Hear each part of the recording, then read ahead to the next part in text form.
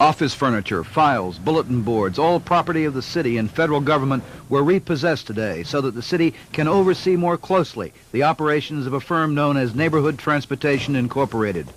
The company provides bus service through a $600,000 urban services contract for a number of programs, including children's daycare and meals for senior citizens. What sparked the dispute was the alleged violation of the contract. It contains a clause that prohibits the firm from contracting with other agencies for bus transportation without written permission from Urban Services. Upon investigating, we discovered that they had made several other contracts. We tried to straighten out the differences, but to no avail. Mr. Michener says the firm will be audited, but a spokesman for Neighborhood Transportation says no one has done anything that is illegal. Instead, Urban Services' action is more of a personal vendetta. These people have just made up more lies and more lies to suit their purpose, to say that our director, our former director, was stealing, and she was not. While the investigation continues, the firm's bus pickups will go on as usual, with many of the contractor's employees remaining on the job. Officials assure us that no programs will be affected by the change. Ed Hanrahan, News Scene 2.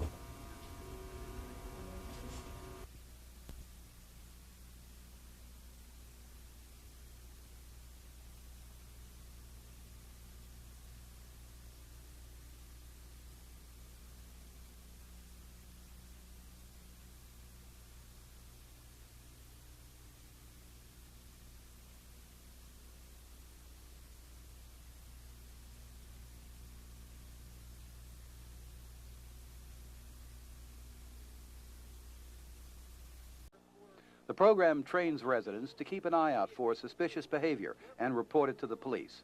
Residents also mark their belongings to help with recovery in the event of theft. Today, the police community relations officer for the Beachfield area credits the signs with a dramatic drop in crime. According to the statistics we have to break down, these signs that are located have stopped crime to approximately 19%. In 1981, there were 52 index crimes in this area, and this year, to date, of the period covering April through August, there are 42. So it's a 19% reduction. And it seems that these signs do more than serve as a crime deterrent. In this neighborhood, at least, these signs are galvanizing a community spirit. In fact, the neighborhood prefers to supply their own signs because they bear the name Beachfield. At first, they were a little bit resentful of it. The troublemakers, I should say, were a little bit resentful of it.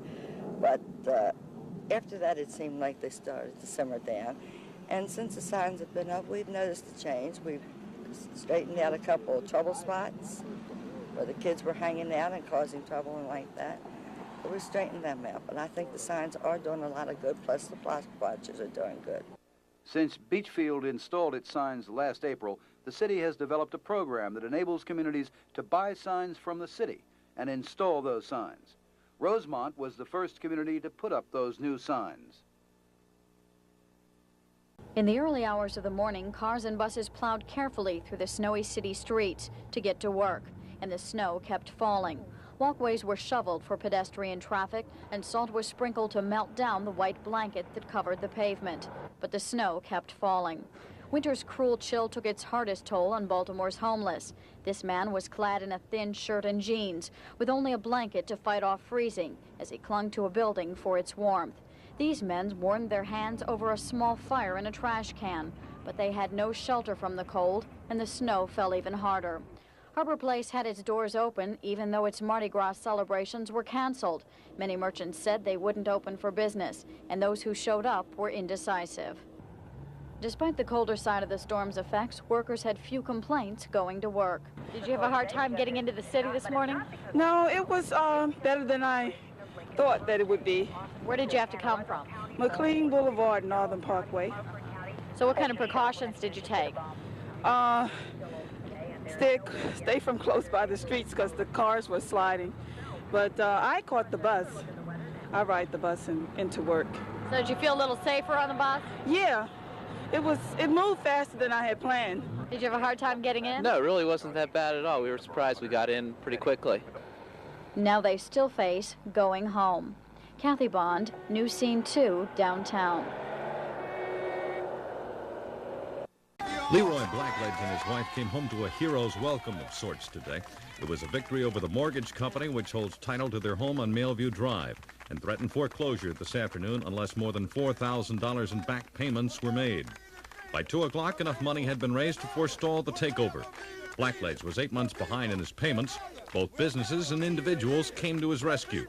Leroy Blackledge is one of the luckier ones. He found help. Others have yet to. We're seeing about 30 people a week with applications of help of one sort or another. We're helping financially 15 to 16. That help is just for laid-off steel workers. Carol Ford doesn't have a union behind him, and he's 7 months behind in his mortgage payments. Ford has yet to see a way out. Brad Ganson, News Scene 2, Lakeland. The 2500 block of West Fairmount Street, the scene of a family feud last night that left 2 men dead, 2 others in critical condition, 1 man in custody, and 3 others on the run. A brawl reportedly over drugs broke out in this alleyway. John Wilson was stabbed. He stumbled around the corner and fell dead. Anthony Madison, stabbed in the back, staggered up the street and fell bleeding. His 2 brothers, Milton and Charles, were also knifed. Neighbors tried to give Tony first aid by applying pressure to his wounds. But I can see that he was, he was holding on. I kept telling him to hold on and hold on. But I know he was unconscious, and he was just gone.